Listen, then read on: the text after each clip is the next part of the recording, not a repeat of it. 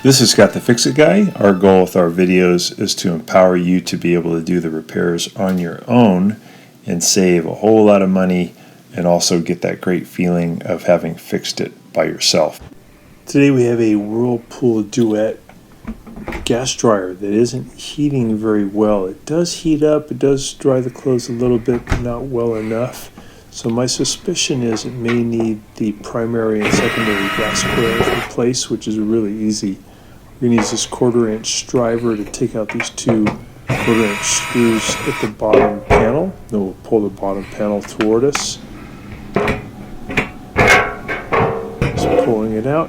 And we're going to fire it up and then kind of take a look in there to see if the igniter is turning on, glowing, and whether it produces a flame and how long the flame lasts. So the flame should go between 2 to 3 minutes, and that's when it starts off cold. It's about 2 to 3 minutes. If it doesn't, it may be just the gas coils are getting weak. So I'm going to set it for normal. I'm going to hold the start button for a couple seconds so it starts.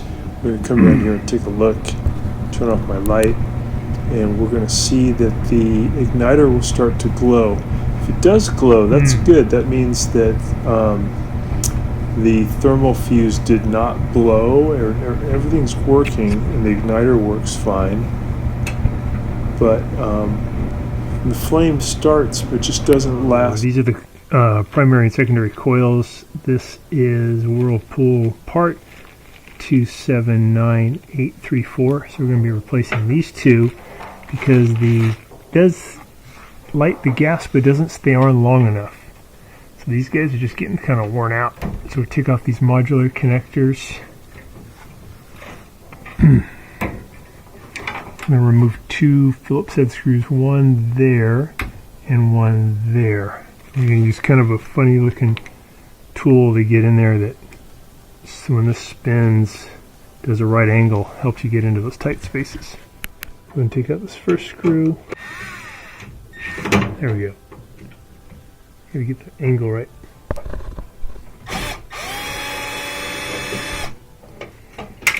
There's the first one. And while I have it open, I'll clear out a little bit of that lint too, because it's a bit of a fire hazard. So do the second one. It's a little further in.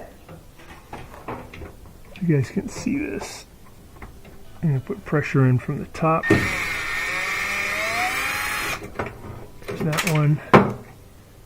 And this bracket comes off. It's just two screws there holding that down. I take out this one, and when you put these back on this bigger one, you want these three prongs to be down kind of low. You don't want them up high. You want it to be this way in this little plastic tab on top. And the skinnier one goes in the back, has two terminals, and it's going to be up, so they're kind of opposite, like that. And on the bigger one, there's sometimes this metal sleeve. It may end up caught inside. Make sure you pull it out and put it back on the post, and then put on the new one. I'm just going to clear out a little bit of that lint too while I have that open. Get that nice and clean. All right.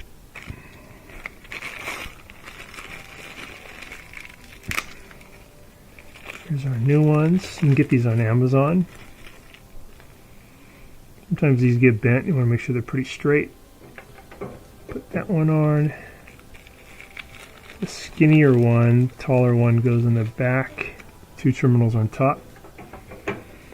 And then I'm going to put this back on. It has little holes on it where those plastic tabs index in to help hold it correctly. So when you put it on, just kind of move them around until they click into that spot. There we go. We're going to add those screws back in. Screwing these back in now. So this tool is a Duet tool. Get it online. I think I got this at Home Depot though. Very, very good for getting into these tight spaces.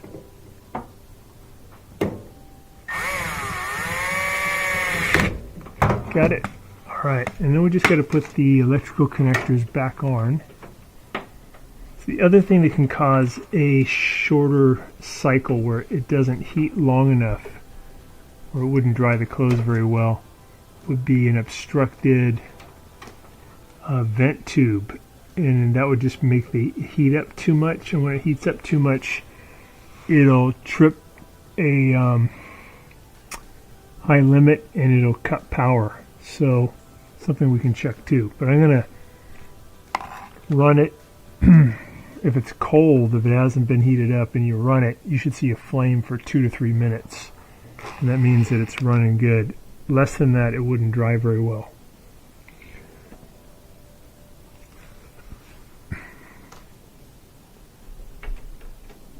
Here we go, normal. Okay, I'm going to time it.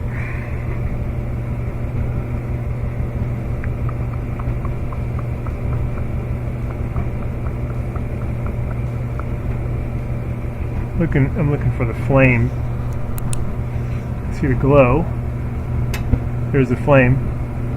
Press start. So I'm again shooting for 2 to 3 minutes would be good. Show you guys when we get there. Sort of minute 45. Flame's looking good. If we get to 2 minutes, that's enough to really dry the clothes well. And 3 minutes would be great.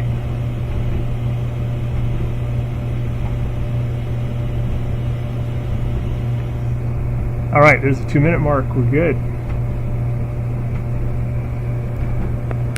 2:38, still going. So when it gets to the desired temperature, it'll cut power and close these. Cut power to these, and the valve will close, shut off the gas, and we want that to happen around 2 to 3 minutes. This is already hitting 3 minutes.